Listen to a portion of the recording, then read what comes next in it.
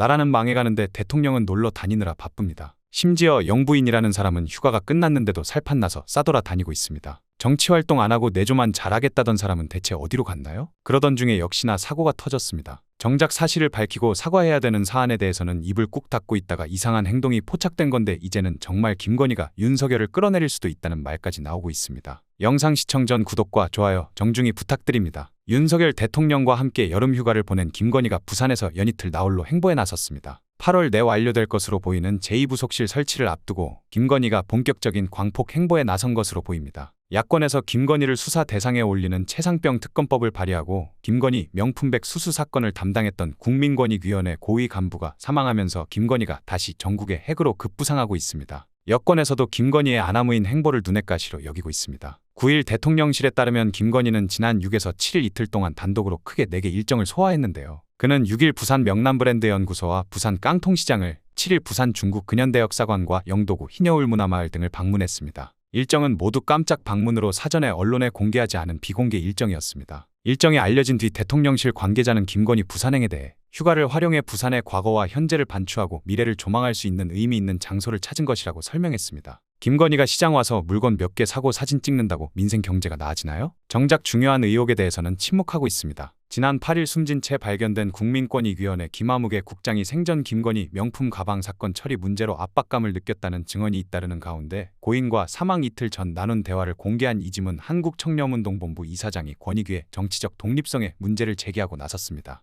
이 이사장은 10일 자신의 페이스북에 글을 올려 어젯밤 찾은 세종 장례식장에서 황망하게 간 그의 영정사진을 보면서 무엇이 그를 아직 성인이 안 된 자녀 둘을 두고 그리 세상을 떠나게 했을까 하는 마음으로 눈물이 올라온다며 권익위의 정치적 중립성, 독립성 확보에 단초를 마련하는 것이 이번 그의 죽음을 헛되지 않게 하는 시작이었으면 한다고 밝혔습니다. 이 이사장은 권익위 김 국장과 사망 이틀 전 카카오톡 대화를 나눴습니다. 고인이 지난 6월 김건희 사건 종결 처리와 관련해 조사 책임자로서 심적 부담을 느꼈다는 내용이 담긴 해당 대화는 앞서 한겨레 보도로 전해진 바 있습니다. 다만 당시엔 지인으로만 표기됐습니다. 이 이사장은 대화를 나눈 이가 본인임을 밝히며 극단적 선택 속보가 나온 후 얼마 안 되어서 기사 내용이 업무과 중, 스트레스로 인한 마치 개인의 힘듦인 양 나오기 시작하는 것을 보며 이것은 아니다라는 생각이 들었다며 그가 업무가 고되어 스스로 목숨을 끊은 것처럼 알려지는 것은 사실이 아니라는 것을 전하고 싶어 6월 말 통화 그리고 세상을 뜨기 이틀 전 나누었던 톡 내용을 공개했다고 밝혔습니다. 해당 대화에는 최근 저희가 실망을 드리는 것 같아 송구하다. 심리적으로 힘들다는 김 국장의 최근 심경이 담겼습니다. 이 이사장은 조금만 참으세요라는 톡에 내 교수님이 겪으셨던 것보단 쉽다고 생각하며 위안을 찾고 있습니다라고까지 하고서는 왜 이리 갔는지 라며 고인의 죽음에 안타까운 마음을 전했습니다. 그의 다른 동료들이 김 국장이 스스로 목숨을 끊은 게 김건희 명품백 사건 관련 압력 때문이라는 건 권익위 선후배들 사이에 공공연한 사실이라고 언급하는 등 김 국장의 극단적 선택 배경에 명품백 사건 처리 과정에 압박이 있었다는 주변 증언 또한 이어지고 있습니다.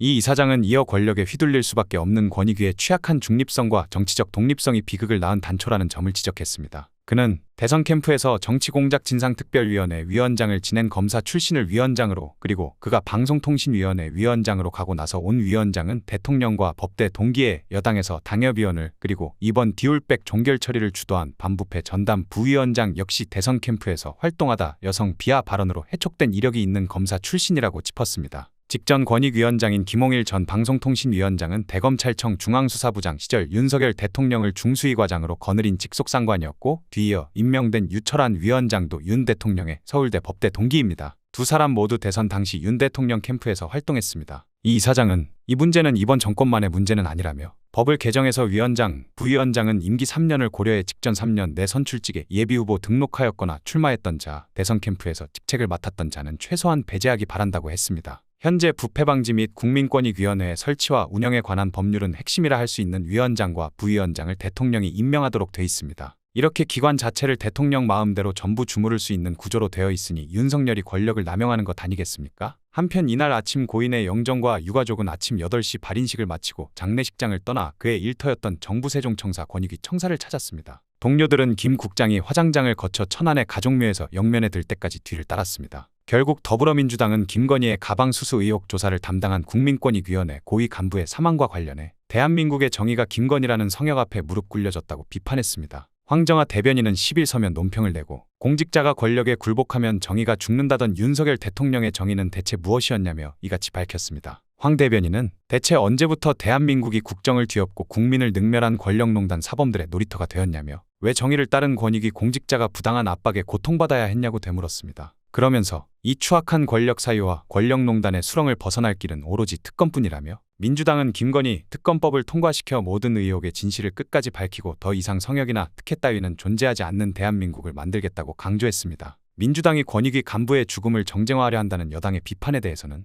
최소한의 부끄러움을 느낀다면 입이라도 다물라며 대통령 부부를 지키기 위해 어디까지 망가질 셈이냐고 맞섰습니다. 이어 여야의 협치가 권익위 국장의 억울한 죽음을 외면해야 가능한 일이라면 민주당은 거부하겠다고 밝혔습니다. 국민권익위원장 출신 전현희 의원도 SNS를 통해 제가 대표 발의한 특검법을 반드시 통과시켜 억울한 죽음의 진상을 파헤치고 정의를 바로 세우겠다고 밝혔습니다. 전 의원은 고인의 빈소에 조문을 다녀왔다고 전하며 통곡하는 부인을 부둥켜 안고 한참을 함께 울었다. 도저히 울분을 참기 어려워 장례식장을 떠나기 전 자리에 있던 권익위 정무직들에게 반드시 억울한 죽음에 대한 죗값을 치러야 할 것이라고 일갈했다고 했습니다. 이어 권익위 부위원장이 뒤따라 나와 저에게 도대체 우리 권익위가 무엇을 잘못했냐고 고함을 질렀다며 젊은 국장의 비통하고 서러운 죽음에도 아무도 반성 없는 잔인한 윤석열 정권의 민낯을 본다고 덧붙였습니다. 이 와중에 윤석열은 휴가 복귀하자마자 어이없는 발표가 나왔습니다. 윤석열 대통령이 이명박 전 대통령 부부를 용산으로 초청해 만찬 회동을 가질 것으로 전해졌습니다. 윤 대통령과 이 전 대통령의 만찬 회동은 이번 정부 출범 이후 처음인데요. 여권 고위 관계자의 말에 따르면